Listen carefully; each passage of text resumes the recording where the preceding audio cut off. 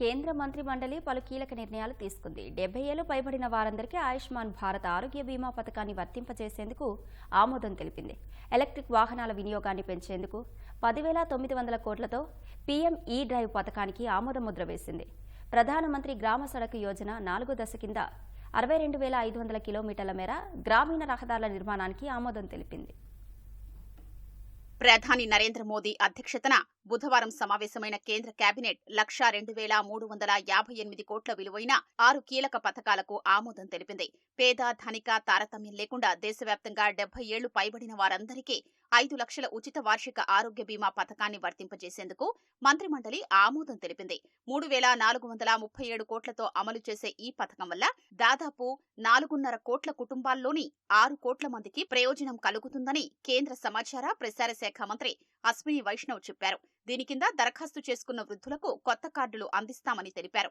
ఇప్పటికే ఆయుష్మాన్ భారత్ పరిధిలో ఉన్న వృద్ధులకు 5 లక్షల అదనపు కవరేజీ లభిస్తుందని వివరించారు. కుటుంబంలో 70 ఏళ్ల పైబడిన వారు ఇద్దరుంటే వారికి సగం సగం ప్రయోజనం వర్తిస్తుందన్నారు. CGHS ex service men contributory health scheme, Ayushman central armed police force పథకాల కింద ఉన్న వయోవృద్ధులు వాటిని లేదా నూతన పథకాన్ని ఎంచుకోవచ్చని వెల్లడించారు. ప్రైవేటు వైద్యారోగ్య బీమా, కార్మిక రాజ్య బీమా కింద ప్రయోజనం పొందుతున్న వారు 5 లక్షల ప్రయోజనం కూడా పొందొచ్చని వివరించారు.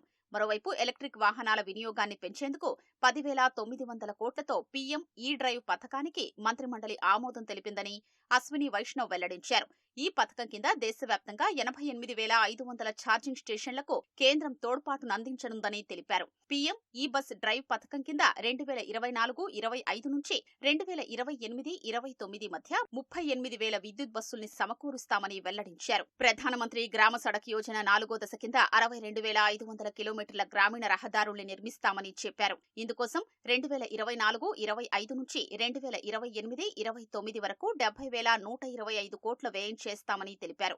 ఇందులో కేంద్ర వాటా 49,087 కోట్లు, రాష్ట్రాల వాటా 21,037 కోట్లు అని వివరించారు. 2024-25 నుంచి 2031-32 ఆర్థిక సంవత్సరాల మధ్య 31,350 మెగావాట్ల జల విద్యుత్ ప్రాజెక్టుల అభివృద్ధికి 12,461 కోట్ల నిధులు వ్యయం చేయనున్నట్లు కేంద్ర మంత్రి వెల్లడించారు. ఖచ్చితమైన వాతావరణ అంచనాలు విడుదల చేయడానికి 2,000 కోట్లతో మిషన్ మౌసం అమలు చేస్తామని చెప్పారు. ఇందుకోసం ఆధునిక రాడార్లు, శాటిలైట్ వ్యవస్థలు, సూపర్ కంప్యూటర్లను సమకూరుస్తామన్నారు. ఇప్పుడున్న ముందస్తు అంచనాల స్థానంలో తక్షణ అంచనాల వ్యవస్థను వచ్చే 5 ఏళ్లలో అమల్లోకి తెస్తామని వెల్లడించారు.